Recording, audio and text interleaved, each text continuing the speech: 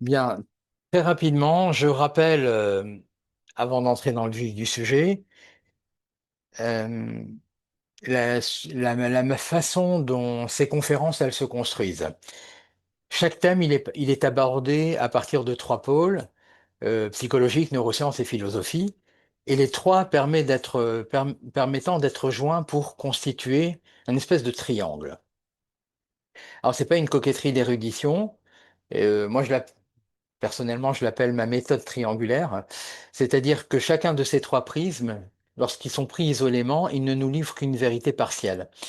Mais lorsque ils sont en dialogue, en tension les uns avec les autres, ils élargissent la perspective et font apparaître des ponts qui sont intéressants et qui nous conduisent vers des territoires où, par exemple, un résultat d'imagerie cérébrale va éclairer un concept philosophique, ou alors une observation clinique va donner soudain sa chair à une pensée philosophique. Voilà, alors c'est sur cette trajectoire-là, donc à la croisée du psychique, du cérébral et de l'existentiel, que je vous propose d'emprunter ce soir ce chemin.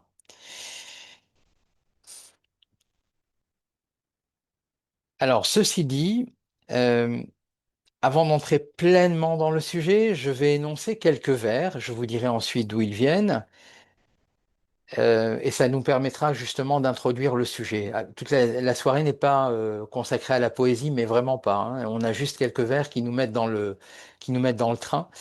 Et on va démarrer pleinement. L'innocent paradis plein de plaisirs furtifs est-il déjà plus loin que l'Inde et que la Chine? Peut-on le rappeler avec des plaisirs craintifs et l'animer encore d'une voix argentine?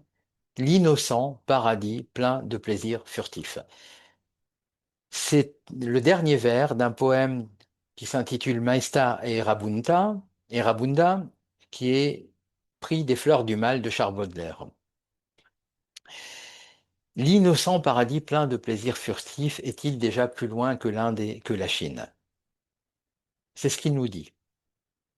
Il est plus loin. Parce que ce qui nous sépare de ce paradis n'est pas une distance, c'est plutôt du temps. Et le temps, nous dit la physique, c'est aussi l'espace. Et pour cause, on dit l'espace-temps, n'est-ce pas?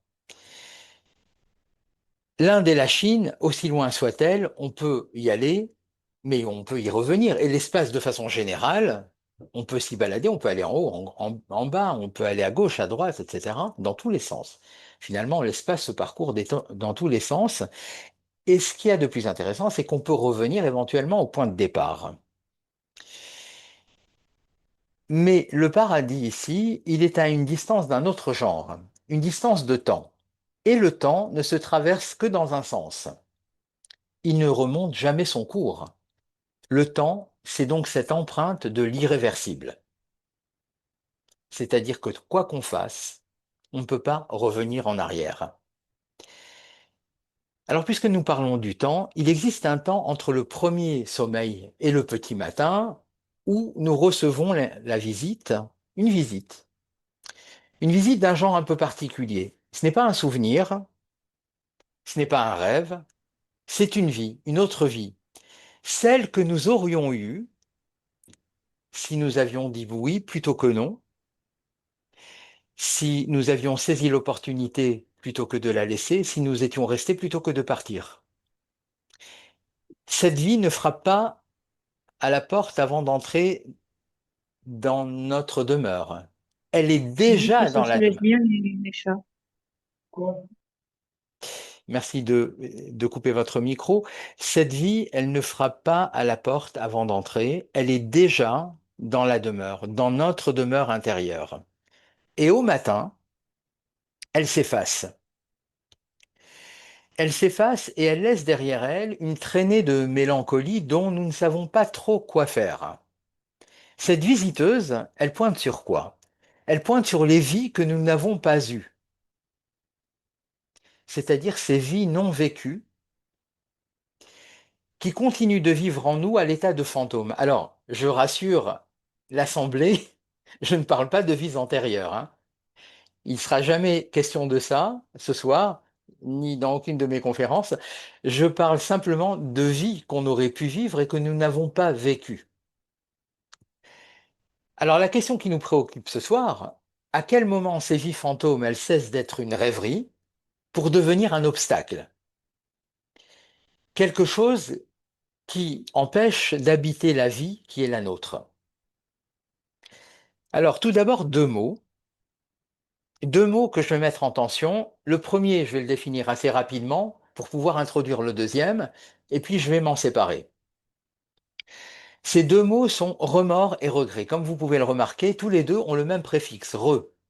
Alors le préfixe re, tantôt il signifie un retour à un état antérieur, tantôt une répétition, tantôt un mouvement inverse, tantôt un renforcement. Remord. En latin, remordere, c'est-à-dire mordre en retour. C'est la faute qui, comme un animal, va se retourner et va mordre celui qui l'a commise. Le remords est donc moral, c'est-à-dire il concerne le bien et le mal, et surtout le mal, quand quelque chose de mal a été commis. Il génère une culpabilité, il appelle à la réparation et au pardon. Mais, comme je vous l'ai dit, ce n'est pas notre sujet de ce soir. Et puis il y a le regret. Lui aussi a le même préfixe, regret. Il a la saveur de la tristesse. C'est d'abord un mot de deuil. Il désigne des larmes qui se déversent sur ce qui n'est plus. Le deuil, quoi. L'étymologie de regret, ou du verbe regretter, ça renvoie au gothique et à l'ancien scandinave, qui se dit Gretan. Gretan, ça signifie pleurer. Quand j'ai lu la première fois cette étymologie, j'ai pensé au prénom Greta, mais je n'ai pas eu le temps d'aller chercher, savoir s'il y avait une relation entre les deux.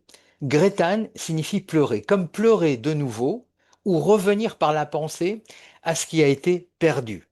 Et le regret dont il est question ce soir, ça n'est pas d'avoir fait ou d'avoir commis une faute, mais celui de n'avoir pas vécu. Le deuil, il est souvent inavoué dans le regret. En tout cas, dans ce que nous abordons ce soir. Il est souvent inavoué de ce que nous ne serons pas. Ça n'accuse personne d'ailleurs. C'est pas comme le remords. Il constate seulement qu'une vie humaine est une vie finie. Je dirais même qu'une vie humaine, elle est gouvernée par la finitude. Et c'est pas un scoop, parce que la finitude de l'existence, elle est certaine. Et je pense qu'elle réunit tout le monde d'ailleurs. Et c'est pourquoi nous sommes confrontés au choix. Je m'explique. Si nous vivions une vie éternelle, alors nous n'aurions pas le problème du choix. C'est-à-dire nous pourrions avoir un certain nombre de possibles. Il nous suffirait d'en choisir un, de l'épuiser, et puis d'en choisir ensuite un second, de l'épuiser, puis un troisième, etc., etc. Il s'avère que ça ne se passe pas comme ça dans notre existence. Nous devons choisir un parmi des possibles. Or, choisir, c'est renoncer. Alors nous allons faire deux choses ce soir. Nous allons tenter de comprendre de quelle façon ces vies non vécues, elles nous impactent, et elles nous impactent très fortement, et comment elles nous volent notre présent. Et on va chercher au moyen de l'éclairage des philosophes, des scientifiques, comment en faire le deuil, c'est-à-dire comment vivre avec. Et vivre avec, ce n'est pas pour renoncer à nos rêves, mais pour cesser d'en être les otages.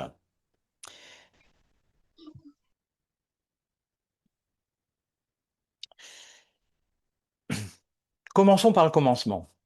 Pourquoi avons-nous des vies fantômes? En fait, la réponse, elle tient à un mot simple, que tout le monde connaît et utilise plusieurs fois dans la journée d'ailleurs. Un mot qui, sous ses airs de rationalité, il est noyauté par la violence, par une certaine violence. On peut dire que même qu'il porte une lame dans son cœur. Ce mot, c'est décider. Décider en latin, decidere, ça signifie couper, trancher, abattre. C'est le même radical qu'on retrouve dans homicide, suicide, fratricide. Ce qui veut dire que décider, c'est étymologiquement tuer. Alors chaque fois que nous décidons, et nous décidons d'opter pour un chemin, une voie, nous abattons tous les autres. Chaque oui est le tombeau silencieux de 1000 non. Les possibles qu'on n'a pas retenus ne vont pas disparaître pour autant, ils vont se retirer, ils deviennent des fantômes. Or, seul l'humain fait cela. Je m'explique. L'animal seul, il ne délibère pas. Il ne délibère pas sur sa propre vie. Délibérer, ça signifie examiner une question. Il ne délibère pas sur sa propre vie. Il ne la compare pas à celle qu'il aurait pu mener. Le lion, par exemple, qui laisse filer sa proie, il a peut-être noté l'occasion manquée, et quand je dis qu'il a noté l'occasion manquée, je ne le dis pas en l'air, c'est les travaux en éthologie qui nous permettent de dire cela. Il a peut-être noté une occasion manquée, mais il ne passe pas la nuit la larme à l'œil en se disant qu'il aurait dû poursuivre sa proie pour la dévorer. Il enregistre simplement un coup raté. Il en est de même pour le rat, il en est de même pour le macaque, qui va garder à l'esprit ce qu'il aurait pu gagner après avoir manqué une occasion, et il va mieux apprendre comme ça. Le cerveau du macaque est élaboré. Mais le possible manqué lui sert uniquement de leçon et non pas, ça ne constitue pas une tragédie pour lui ni un chagrin. Alors, c'est un peu l'innocence de tous ces êtres qui font partie de l'espèce animale. Et nous aussi, nous faisons partie de l'espèce animale. Mais seulement, voilà, il s'avère que nous avons un cerveau sophistiqué et qu'au-delà même de l'innocence, nous éprouvons un fardeau. Et c'est le fardeau de l'espèce humaine. C'est-à-dire que quand on manque quelque chose, on peut en éprouver une tristesse. Donc c'est un fardeau. Choisir devient du coup un fardeau. Et Aristote, il l'avait bien vu. Il nous dit d'ailleurs que la délibération ne porte jamais sur ce qui a déjà été accompli. On ne délibère que sur ce qui dépend de nous et qui ne pourrait être autrement. On ne délibère que sur ce qui dépend de nous et qui ne pourrait être autrement. Et à cette phrase, il nous ajoute quelque chose. Personne ne délibère sur le passé. Bah, forcément, le passé, lui, il est scellé. Et il est scellé à l'encre, et l'encre est indélébile. Ce qui fut argile autrefois, l'argile a cette propriété d'être manipulable. C'était l'instant présent. Ce qui fut argile autrefois, quand nous le vivions, est devenu pierre. Et la pierre n'est plus manipulable. Elle est monolithique. On la bouge plus, on la manipule plus. Alors retenez cette idée parce qu'elle contient en germe le remède du regret, on y reviendra plus tard. Qu'est-ce que le regret, sinon la délibération, une délibération qui s'obstine à contretemps sur ce qui ne peut être autrement? Et cette capacité à imaginer et à nous projeter dans des futurs alternatifs, c'est proprement humain. Et cette capacité est double. C'est-à-dire qu'elle est autant un don qu'un fardeau. Un don parce que nous vivons plusieurs chemins et nous sommes libres d'en choisir un. Nous sommes libres d'en choisir un. Et cette liberté, c'est un don. Le problème, c'est que c'est également un fardeau. La même faculté qui nous fait choisir, c'est celle ensuite qui nous fait regretter, et c'est pour ça que c'est un fardeau. Quand nous choisissons, nous prenons également le risque de regretter. Et c'est le tournis qui saisit l'homme libre quand il voit l'ensemble des possibles face à lui, aussi nombreux que les étoiles dans le ciel, ou peu importe qu'il regarde vers le ciel ou qu'il regarde vers l'abîme. Le vertige, il n'est pas dans le décor, il est dans le geste. Parce qu'il faut trancher dans de cet infini-là. Et la liberté ne prélève qu'un seul possible et elle renonce à tous les autres. Donc on a une liberté, c'est super chouette, mais il faut choisir une seule chose. Et voici ce qu'on dit rarement. Le deuil, lui, il ne vient pas après le choix. Il naît avec le choix. À l'instant même où j'opte pour un chemin, une option, une trajectoire, je vais enterrer tout ce que je n'emprunterai pas. À l'instant même où je choisis un, j'enterre tous les autres. Et vous savez quoi? C'est que le cerveau fait exactement cela. Alors, vous allez vous accrocher un tout petit peu et je vais expliquer tranquillement. Les ganglions de la base, c'est une zone dans le cerveau, ce sont ce qu'on appelle les portiers de l'action. Ils ne fabriquent pas les intentions, mais simplement ils décident quelles actions passeront. Alors il existe deux voies. L'une va ouvrir le passage à l'action qui va être retenue, et puis l'autre referme au même moment celui des actions concurrentes. Vous choisissez un possible et vous enterrez tous les autres. C'est ce qu'on a dit tout à l'heure. C'est ce qui se passe dans le cerveau. Plus encore, la dopamine, elle va emprunter les deux à la fois et un seul signal qui autorise et qui interdit le même geste. Alors il faut bien mesurer ce que ça signifie. C'est-à-dire que le cerveau ne choisit pas en activant, il choisit en faisant taire. Ce qui signifie que quoi? Ce qui signifie que le renoncement n'est pas le prix du choix, il est le moyen de parvenir au choix. Et il y a encore même plus troublant que ça, c'est que le cerveau éteint les chemins qui sont non empruntés, mais il les éteint, mais il ne les efface pas. Il continue de calculer ce que ça pourrait rapporter à l'individu. Ça veut dire que ça reste en mémoire et ça vit tout le temps, tout le temps, tout le temps. Ça fait des statistiques et c'est emprunté pour faire des computations et des statistiques. Alors je répète pour que vous gardiez bien le fil. On disait la chose suivante. Le deuil ne vient pas après le choix, il naît avec le choix. Et à l'instant même où j'opte pour un chemin ou une voie, j'enterre tous ceux que je ne vais pas emprunter. C'est facile. Tout choix est donc une naissance et en même temps un tombeau. Et voilà pourquoi choisir donne le vertige. Non pas parce que je pourrais me tromper. Oui, c'est une éventualité, mais ce n'est pas le problème. Mais parce que même sans me tromper, je perds. Et qu'est-ce que je perds? Ben, je perds tout ce que je n'ai pas choisi. Donc retenez donc ce premier point.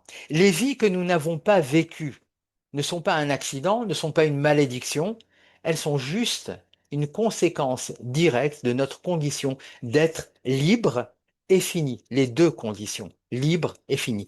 Parce que nous sommes libres et finis,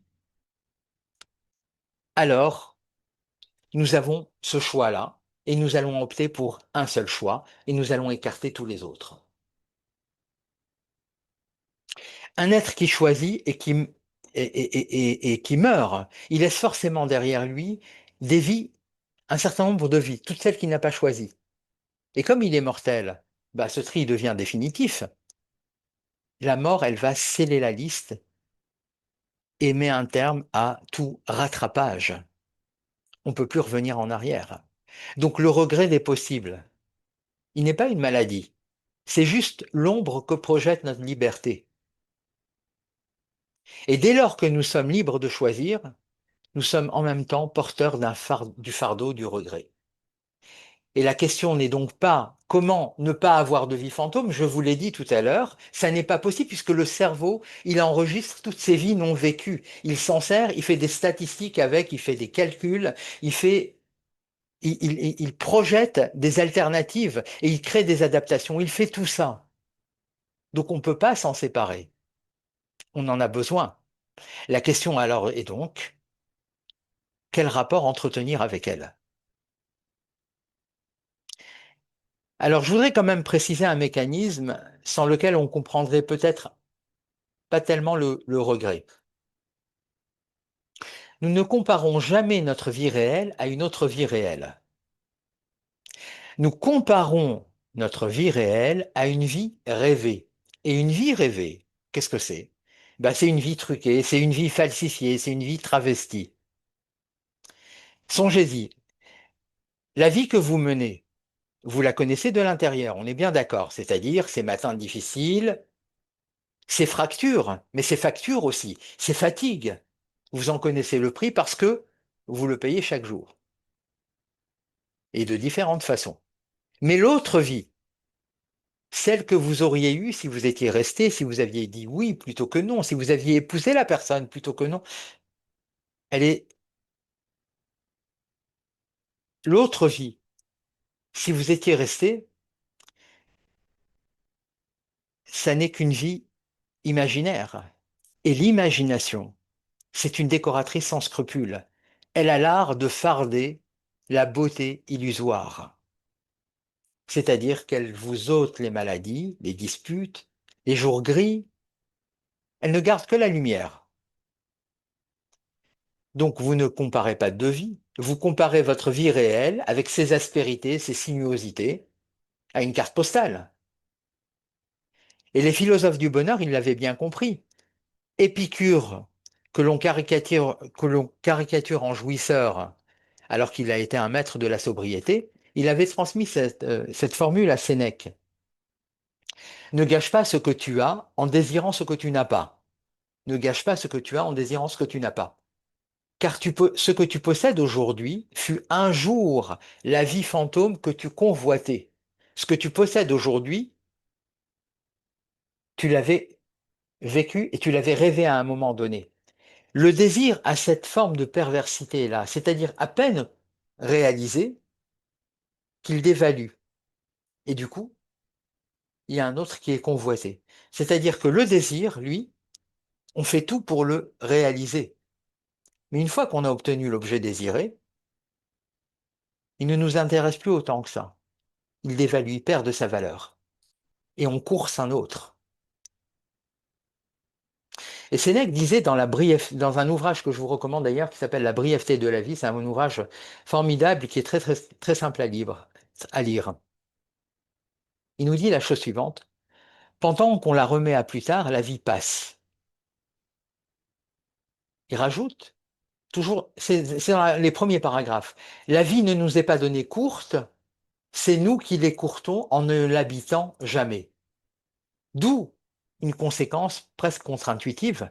La souffrance du regret, elle ne vient pas de ce que l'autre vie aurait été meilleur, mais de ce que nous l'imaginons meilleur. Nous l'imaginons comme tel. Et cette autre vie, elle nous semble parfaite, forcément. Elle n'a jamais été soumise au feu du vécu. Or, la vie ne peut être meilleure qu'à condition que nous la rendions, ainsi que nous la bonifions. Mais elle s'inscrit dans l'instant présent. Alors le regret, finalement, il n'est pas par rapport à un fait, c'est par rapport à une fiction. Et d'ailleurs, c'est une bonne nouvelle, parce que un fait, on ne peut rien y faire, on ne peut pas le modifier. Alors qu'une fiction, on peut la travailler. La femme ou l'homme que vous n'avez pas épousé aurait eu aussi ses matins difficiles. Le pays où vous n'êtes pas allé, il aurait eu aussi ses hivers. La vie non vécue n'est pas un paradis perdu. C'est une vie ordinaire que nous n'avons pas eu à vivre et que pour cette raison même, nous la parons de toutes ses grâces. Mais c'est l'imagination qui fait ça. Alors c'est vrai que ces vies non vécues et qui viennent frapper dans notre demeure, qui entrent dans notre demeure même sans frapper, le petit matin, sous forme de rêverie ou de souvenirs entre guillemets. C'est vrai que tant que ça reste une rêverie légère, une visite du soir, c'est sans conséquence. La vie fantôme, elle est une richesse. Pourquoi elle est une richesse? Ben, tout simplement parce que on peut récupérer ces possibles-là et se dire, oui, on aurait peut-être pu faire ça, et peut-être que c'est envisageable aujourd'hui. Bien sûr, pas de la même façon, d'une façon différente, mais c'est peut-être envisageable. Donc on peut extraire un certain nombre d'idées. Puis ça dit aussi notre capacité de désir, et puis notre refus de nous réduire à ce qui est. C'est donc un trésor intérieur, finalement, toute cette rêverie légère. Alors quand est-ce que débute le problème? Le problème débute lorsqu'elle se met à voler la vie réelle. Lorsqu'une part de nous vit tellement là-bas, dans ces vies fantômes, que nous ne sommes plus ici qu'à moitié. Et c'est là qu'apparaît le présent inhabité. C'est-à-dire que vous avez certaines personnes qui traversent leur vie comme si elles demeuraient dans une salle d'attente ou une salle de transit d'aéroport, entre deux vols, par exemple. C'est-à-dire qu'elles sont là provisoirement. Alors par exemple, cette ville n'est pas tout à fait la bonne. Ce travail, il est juste en attendant. Cette relation, elle fera l'affaire pour l'instant. Ils vivent au conditionnel et jamais au présent. et elles attendent rien de précis. Ou plutôt, elles attendent enfin que commence la vraie vie, celle qui devrait être la leur. La question est, quelle est la leur? Quelle est leur vie exactement? Et Marc Aurèle, qui était empereur romain et philosophe durant ses nuits, il nous a transmis la pensée suivante. Personne ne perd une autre vie que celle qu'il vit maintenant. Alors on va s'y arrêter un instant. Nous croyons perdre les vies que nous n'avons pas vécues, mais nous ne les avons jamais vécues. Or, on ne perd que ce qu'on possède. La seule vie que nous puissions perdre, c'est donc celle-ci, la présente, l'unique. Et nous la consumons à pleurer les autres vies. Pascal a nommé cette fuite le divertissement. Alors le divertissement, pas en termes de plaisir, mais au sens propre. Le sens propre de divertir, qui, au-delà de ses apparences très enjolivantes, très fardées, a pour étymologie latine diverter. Diverter signifie détourner. Ça porte bien son nom. Il est à l'image un peu de décider, décidère, qui sous ses auspices un peu dynamiques, il coupe. Le remords, remorder, mordre à nouveau. Et maintenant on a divertir, détourner. Il faut se méfier de l'apparence des mots. Des fois ils ont l'air jolis comme ça, mais en réalité ils cachent une certaine violence, une certaine amertume. Alors ce qui nous détourne, le divertissement, nous dit Pascal, ce qui nous détourne, c'est tout ce qui nous empêche de penser à nous-mêmes. Et plus précisément, penser au présent. Car le présent nous renvoie à quoi? À notre condition. Et ça, on n'aime pas, on ne le supporte pas. Alors on plonge dans le passé, que nous regrettons d'ailleurs, ou à l'avenir que nous espérons. Le présent, c'est vrai qu'il est dur parce qu'il nous blesse, mais il est le seul temps que nous possédions. Alors tandis que nous ne vivons pas, nous préparons à vivre et à toujours nous disposer, c'est-à-dire à espérer, à être heureux. Il est inévitable donc que nous ne le soyons jamais. À toujours nous disposer à être heureux, il est inévitable que nous ne le soyons jamais. Et pourquoi? Ben parce que nous espérons. Ce qui signifie que quoi? Ce qui signifie que le regret et l'espérance sont nos deux frères ennemis qui nous exilent du seul lieu habitable, à savoir le présent. Alors, est-ce qu'il faut se séparer du regret? Est-ce qu'il faut se séparer de l'espérance? Pas du tout. Il faut simplement les utiliser d'une certaine façon. On y reviendra tout à l'heure. Une nuance quand même, tout regret n'est pas pathologique. Il est même très fécond, parce qu'il est celui qui nous fait toucher ce qui compte, comme on l'a dit tout à l'heure. C'est-à-dire, on peut aller puiser dans ces idées des vies fantômes et peut-être les transposer dans le présent. Quelquefois, c'est possible. Donc, ce qui veut dire qu'il faut laisser le regret nous parler, et c'est même une marque de sagesse. Par contre, le laisser nous gouverner, c'est une marque d'aliénation. Certains d'entre vous étaient là lorsque à l'avant-dernière conférence sur l'intolérance à l'incertitude. Je vais faire un pont entre les deux, c'est-à-dire que les deux thématiques, celle de ce soir et celle de la dernière fois, elles ont un même rapport, elles entretiennent un même rapport au possible. L'intolérance à l'incertitude, c'est cette disposition d'esprit à trouver insupportable non pas le malheur, mais le fait de ne pas savoir.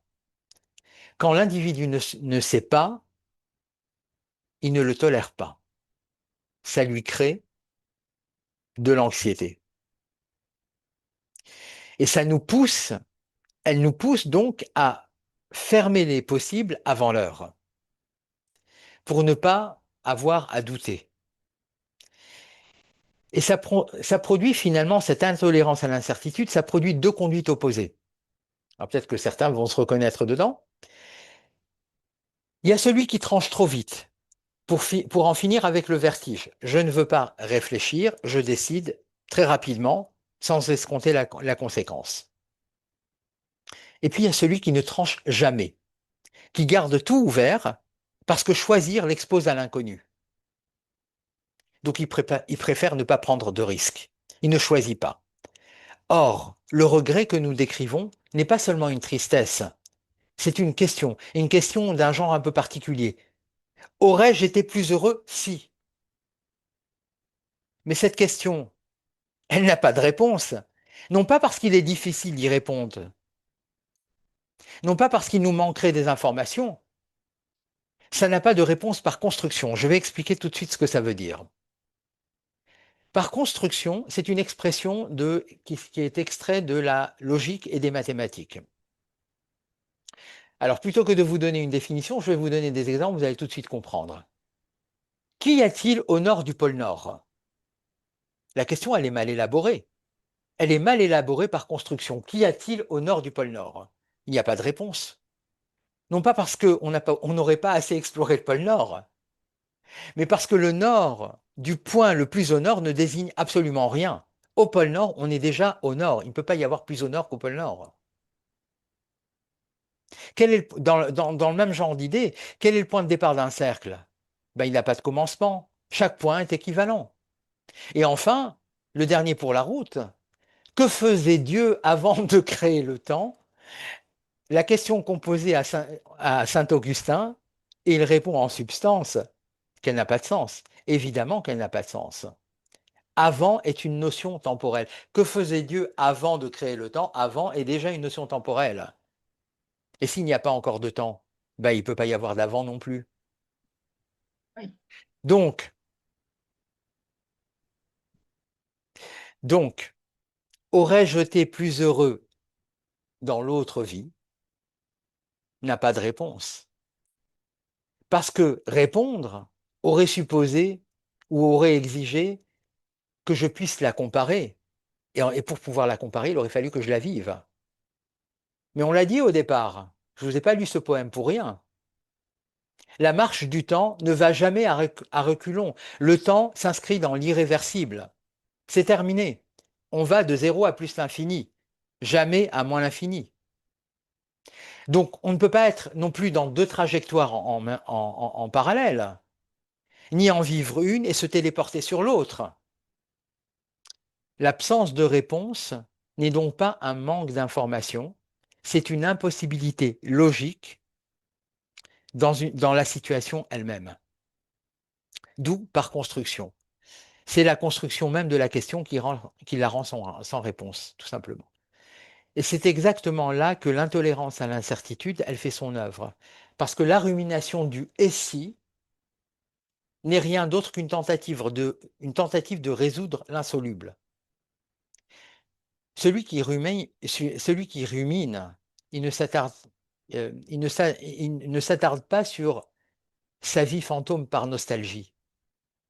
Il l'interroge, il la calcule, il la reprend chaque nuit, il cherche à savoir.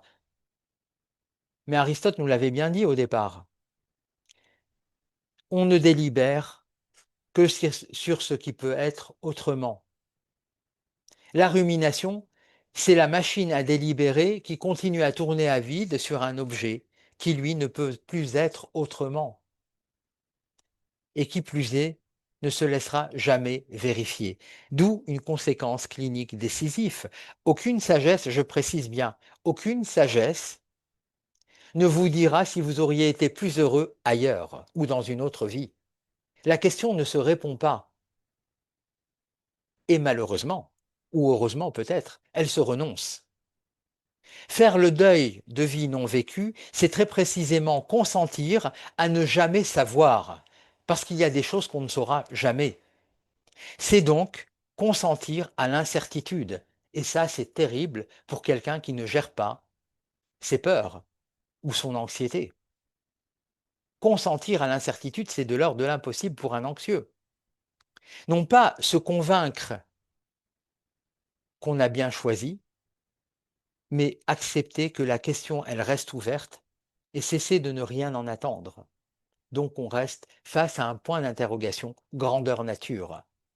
Nous ne sommes plus dans la consolation, nous sommes dans une opération. Nous sommes dans une opération et pour ça, je vais convoquer Spinoza. Alors voyez-vous,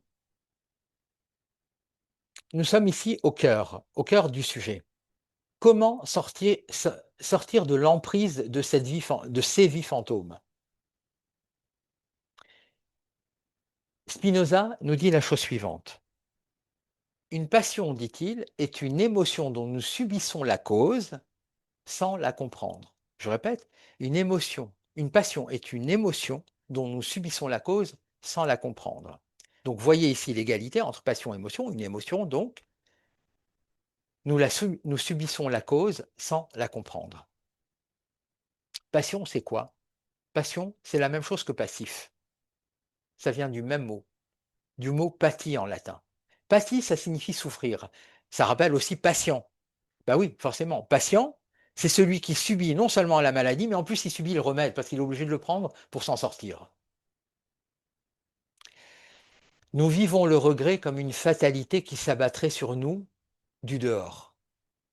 Et Spinoza l'avait pressenti, et il l'avait pressenti, vous savez quoi?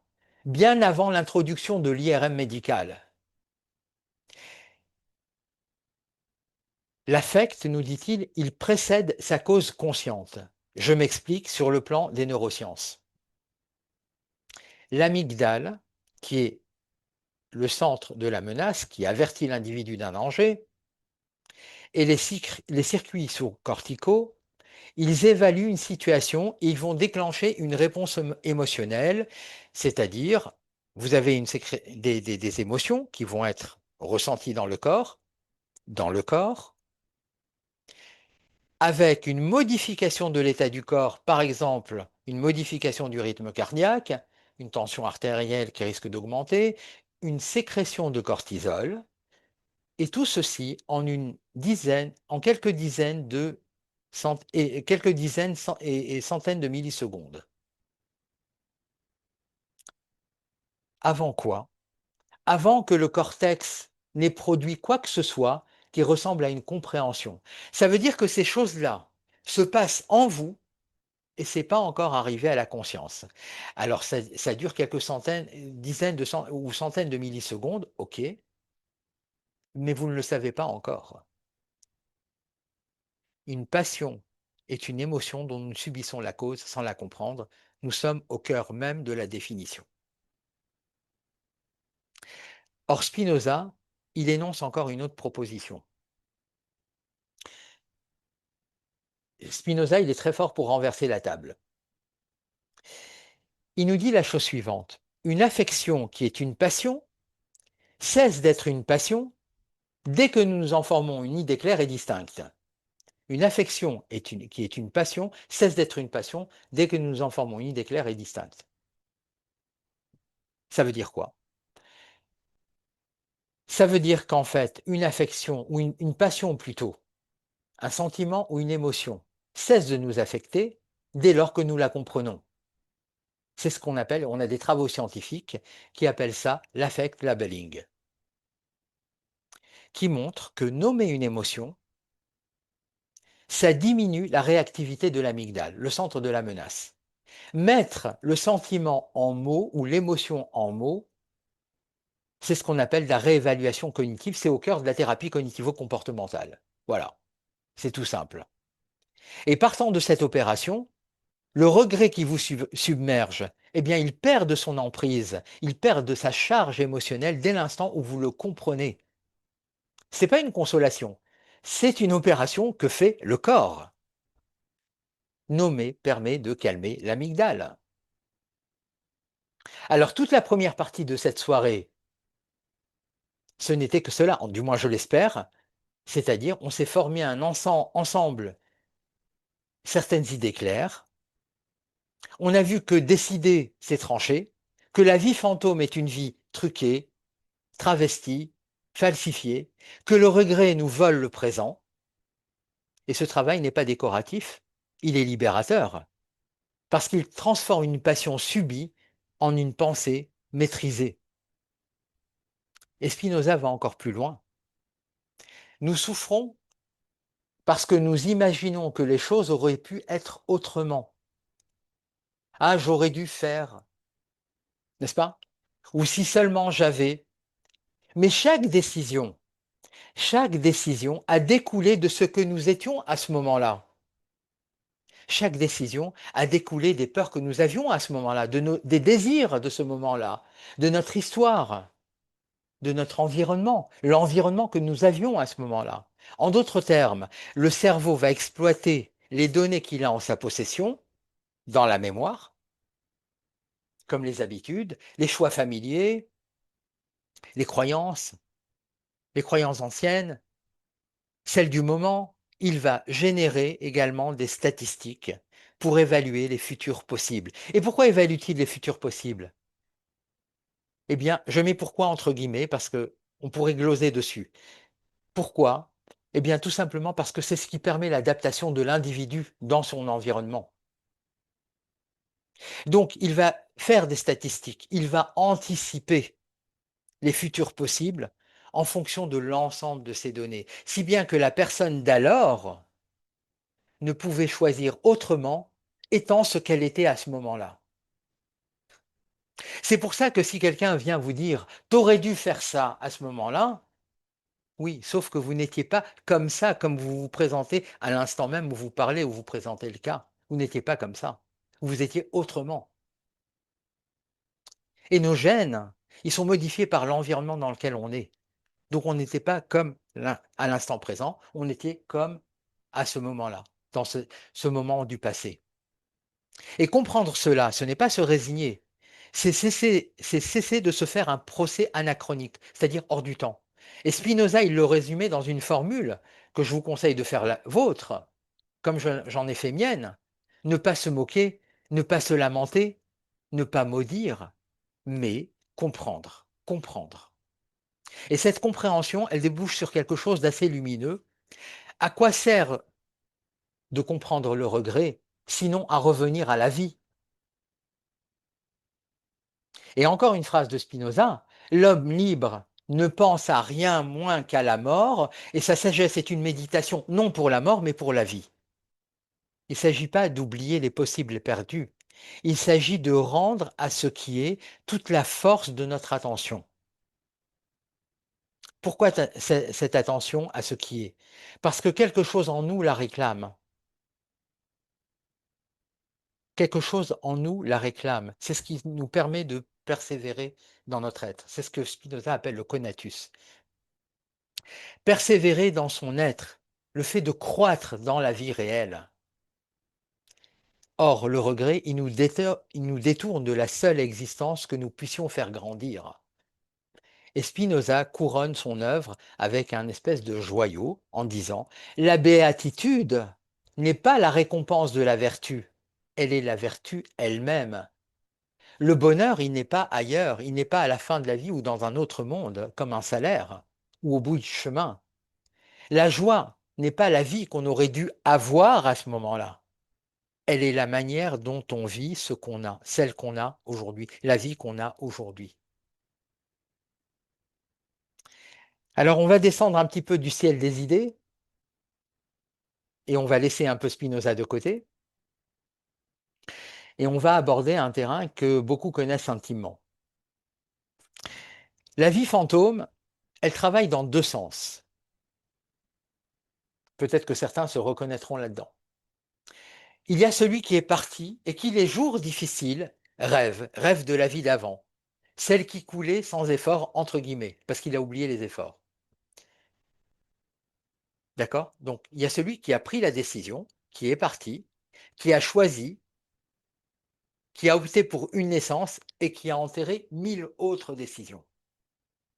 Et celui-là, il peut avoir des jours difficiles en revoyant sa vie d'avant, en disant ah, peut-être que c'était mieux à ce moment-là, ou j'aurais dû à ce moment-là.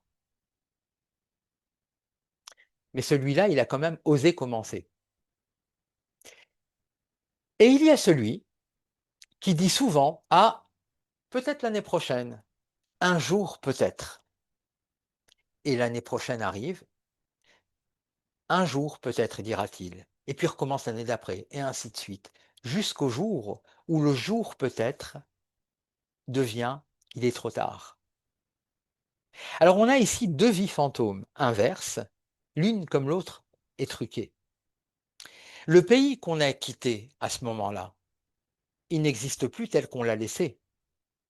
On le rêve depuis une distance qui est allégée et vous savez que l'imagination, elle peut nous faire des bonds, elle a tendance à enjoliver la chose et donc on va l'alléger de tout ce qui nous en a fait partir, par exemple. Et celui qui n'est pas parti, il va idéaliser le départ qu'il n'a pas effectué, sans en voir les arrachements, les solitudes, les aspérités. Donc, je le répète, nul ne compare deux réalités, chacun compare sa vie réelle à une carte postale de l'autre. Alors le travail n'est pas de trancher qui avait raison, parce que ça, encore une fois, on l'a assez dit, on ne le saura jamais. Ce procès, il est sans fin, il est anachronique. Le travail, c'est d'habiter pleinement la vie choisie, ou la vie restée, sans la vivre suspendue ou en apesanteur entre deux mondes. Ça ne s'appelle pas renoncer à aimer d'où l'on vient.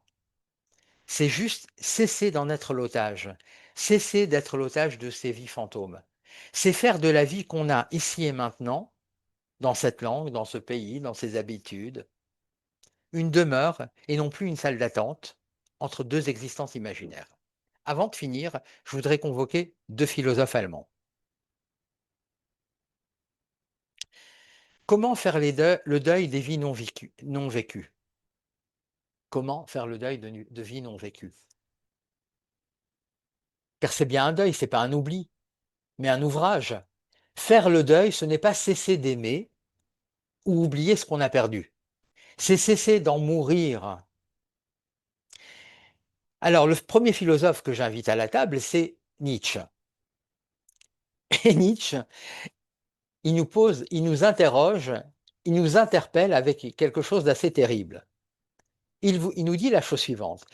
Imaginez qu'un démon vienne nous dire, cette vie telle que tu l'as vécue, il te faudra la revivre d'innombrables fois. Rien de nouveau, chaque douleur, chaque joie dans le même ordre. Te jetteras-tu à terre en le maudissant?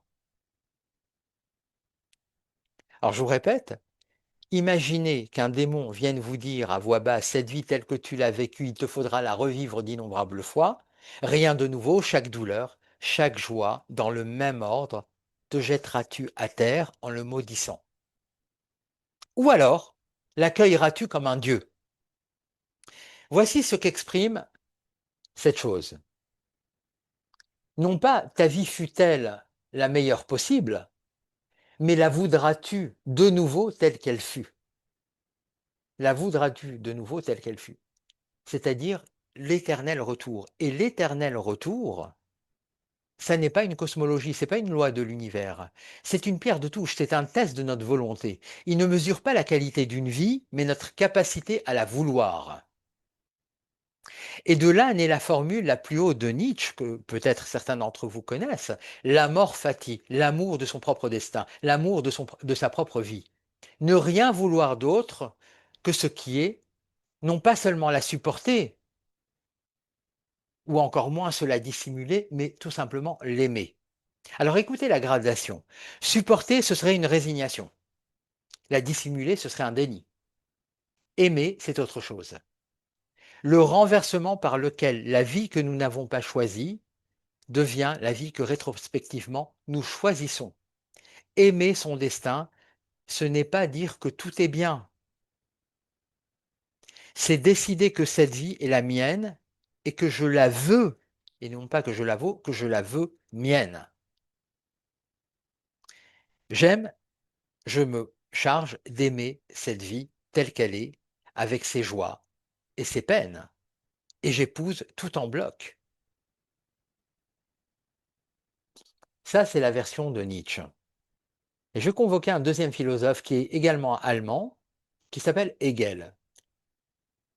Hegel a une jolie citation pour nous dire « La chouette de Minerve ne prend son envol qu'à la tombée du crépuscule ». La chouette de Minerve ne prend son envol qu'à la tombée du crépuscule. Minerve, c'est quoi? Minerve, c'est la déesse romaine de la sagesse. La chouette, vous savez, c'est la femelle du hibou, c'est un oiseau de nuit. Et la chouette, elle est associée à la sagesse, parce qu'elle voit dans l'obscurité, elle voit la nuit. Alors nous ne comprenons nos vies qu'après coup, quand le jour décline, à la tombée du crépuscule. Et Kierkegaard, qui est un philosophe danois, il le disait un petit peu autrement, mais on a la même idée. La vie ne se comprend qu'en arrière, mais elle doit se vivre en avant. Alors ce que vous estimez comme une erreur est effectué à partir d'un savoir que vous n'aviez pas au moment où vous étiez confronté au choix. On l'a dit. La sagesse, elle vient au crépuscule, non pas pour vous condamner, mais pour vous permettre de relire votre vie et d'y trouver une cohérence que le matin, vous ne pouviez pas avoir. La décision que vous aviez prise le matin, vous ne l'avez prise qu'à partir des données dont vous disposiez le matin. Et le soir, vous allez relire tout ça. Mais les données que vous avez le soir, vous ne les aviez pas avant. Alors rien de ce qui est nié n'est purement perdu ou anéanti. On l'a dit tout à l'heure, on a dit que le cerveau conservait ses possibles non choisis.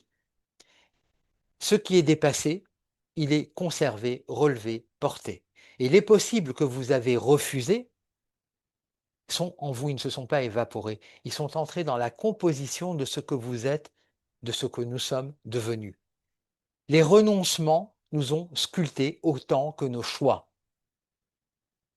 La vie non vécue, elle n'est pas à côté de la nôtre, comme une rivale. Elle est dedans comme une matière. Alors je vais terminer cet exposé en empruntant une histoire biblique que je pense tout le monde connaît, qui est l'histoire de Sodome et Gomorrhe. Sodome et Gomorrhe, comme vous le savez, vont être détruites, elles vont brûler. Et sur la route, il y a un homme qui fuit avec les siens. Il s'appelle Lot. Lot, qui est-ce? C'est le neveu d'Abraham. Lot va fuir avec sa femme et ses deux filles. Il y a deux consignes qui vont leur être données, qu'on peut lire un peu comme une seule consigne, une seule et même consigne. Fuyez et ne vous retournez pas. Fuyez et ne vous retournez pas. Ne regardez pas en arrière. La femme de Lot se met un petit peu à l'écart, elle se met un peu en retrait, elle est en arrière par rapport à Lot, et à un moment donné, étant derrière lui, elle se retourne. En un instant, nous dit le texte, en un instant, où elle se retourne pour regarder la ville qu'elle quitte, elle devient une statue de sel. Faisons un arrêt sur image, c'est le cas de le dire. Et cette image nous concerne. Se retourner n'était pas un crime, c'était ne pas pouvoir s'arracher, c'était vouloir tenir encore des yeux ce qui était derrière. Et le châtiment, il épouse la faute ici. Celui qui reste tourné vers ce qui n'est plus, il se fige. Il devient une chose morte, immobile, le sel. Le sel, qu'est-ce que c'est sur le plan symbolique? Pas seulement, hein, même sur le plan chimique. Le sel, c'est d'abord ce qui arrête le vivant. Pourquoi? Comment on le sait? Eh bien, on sale la conserve, n'est-ce pas? Quand vous faites des conserves, vous mettez du sel. Pourquoi? Parce que ça suspend l'action du temps. Le temps, il a une érosion sur les choses. Si on met du sel, on suspend son action. Ça empêche la chair de se transformer. Le salé, donc, ne pourrit pas. Mais il ne vit pas non plus. Il se soustrait au devenir. C'est une drôle de propriété qu'a le sel. La femme, elle est figée en sel. La femme de Lot, hein. La femme, elle est figée en sel. C'est l'arrêt du mouvement, l'arrêt de la vie. La vie qui se soustrait au flux, exactement le présent, notre présent, lorsqu'il est inhabité. Et voilà ce qu'est le regret, lorsqu'il nous gouverne, une manière de nous retourner sans fin vers les villes, vers les opportunités, vers les vies que nous n'avons pas vécues. Et à force de regarder en arrière, nous cessons d'avancer, nous nous pétrifions vivants, pétrifiés c'est-à-dire convertir en matière pierreuse, monolithique, figée. Le présent inhabité dont nous avons parlé, c'est cela précisément. Une existence qui est transformée en sel à force de fixer ce qui brûle derrière elle. Alors, la sagesse tient peut-être tout entière à la consigne qui a été faite à Lot et qui a été transmise à Lot. Ne te retourne pas. Non pas par oubli, on ne lui a pas dit d'oublier ce qu'elle a vécu à Sodome ou à Gomorre. Peut-être qu'elle s'est bien amusée, et tant mieux pour elle. Mais on ne lui a pas demandé d'oublier. On ne lui a pas non plus demandé de nier. Le texte ne précise pas ça. Les vies que nous avons vécues, elles ont compté. Elles sont derrière, elles sont des souvenirs. Et le seul geste qui ne nous change pas en pierre, c'est d'orienter le visage vers l'avant, vers la route, vers ce qui vit encore. Et Marc Aurèle nous l'avait bien dit, nous ne vivons jamais que cette vie-ci, c'est-à-dire la présente. Spinoza aussi nous l'avait dit, la sagesse est une méditation non de la mort, mais de la vie. Et Nietzsche, enfin, nous dit que la grandeur est d'aimer son propre destin. Les vies que nous n'avons pas vécues continueront de brûler certains soirs à l'horizon. Et elles sont la preuve que nous avons désiré. Mais on ne peut pas se retourner, car il y a une chose qu'aucune vie fantôme ne fera à notre place, c'est vivre. La seule vie réelle le peut.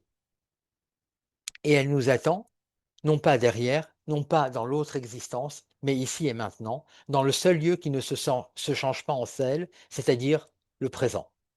Je vous remercie infiniment.